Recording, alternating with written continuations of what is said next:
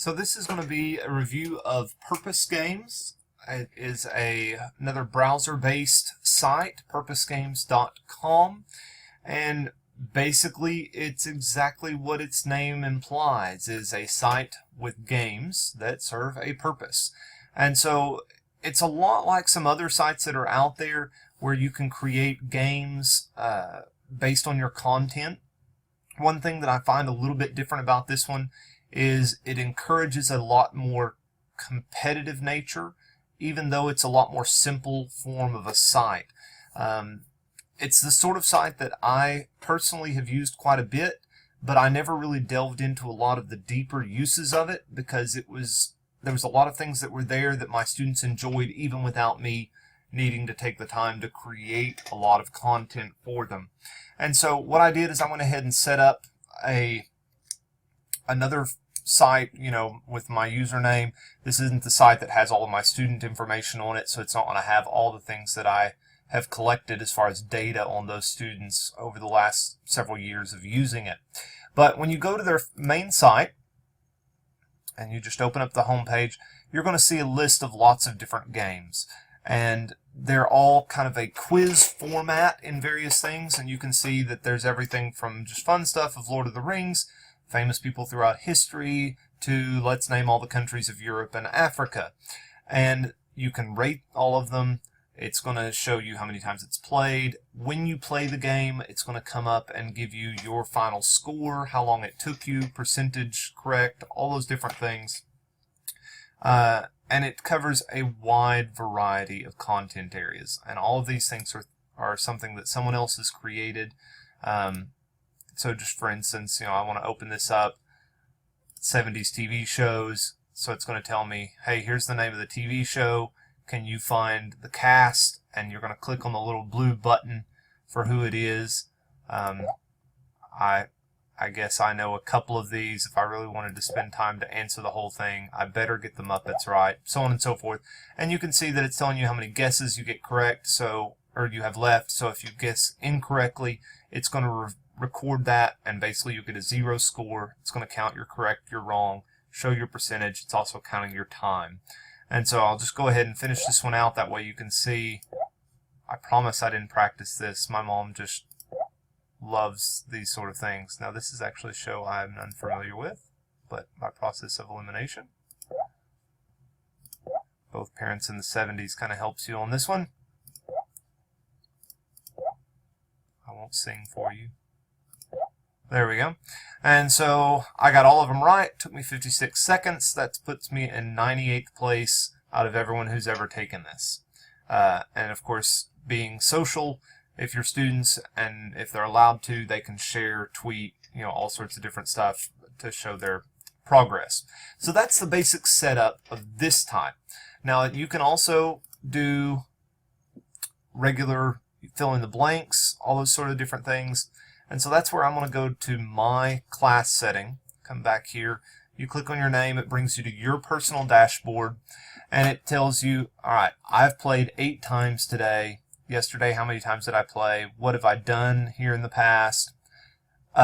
Students and teachers alike, basically all members, it doesn't matter. It gives you all sorts of badges and awards for doing different things. So it's that sort of gamification of the whole process being worked out here.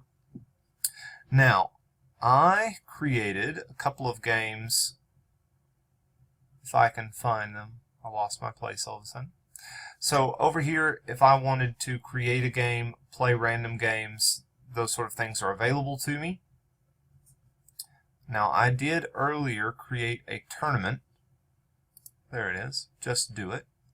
And so this is where if I was going to create several different games, review quizzes, whatever the case may be, I could then, rather than just having the students play the game and get their information by coming back into that wall section that we were looking at earlier, and just following in what student played what where, now not only can I get that information, but I could say, okay, you need to play all of these quizzes.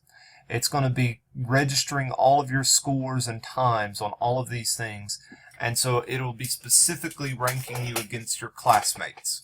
And so not that you would want to use something like that for every quiz or for every new skill, but just for some fun, especially since in my music class this past year I taught rock and roll, the history of rock and roll, and it'd be kind of fun for them to explore those sort of things. It's not specifically related to the content area depending on their grade, but it's something fun for them to kind of have some bragging rights in class or something like that.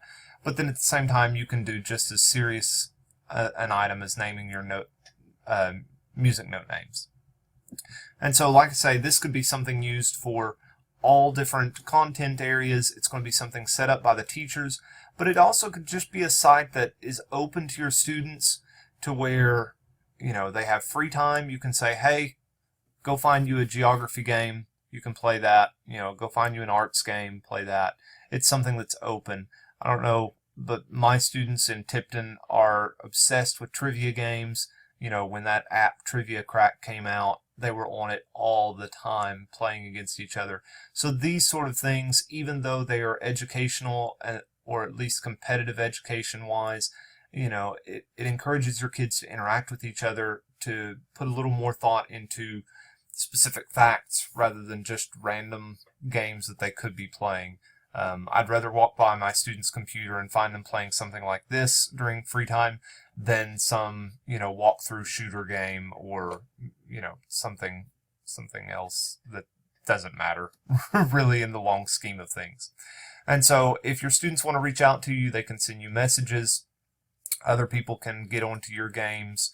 You can search for other people's, you can explore them through all different formats here. There's all the different categories you could have. And then, of course, back to my home page here. And so there's the game that I created earlier today, my music notation game. And so it's a fill in the blank. So again, just another format that you can use for your questions. Now, as far as standards that I think that this fits into, I really thought about digital citizenship, and this is such a simple site. It's not one that requires logging in, but you can set it up, and it doesn't have to be based on your school having a specific platform to work it off of. The student can use their Facebook login. You can use your student email login. It's just open to a wide variety of uses there. It's going to make sure you have equitable access. Okay. And that's one of the administrative 5A, that was that standard. ISTE 5A was ensure equitable access to appropriate digital tools and resources that meet the needs of all learners. And the nice thing about when you're creating your own things, you can adjust it to all levels. The kids can play the ones that interest them, so on and so forth.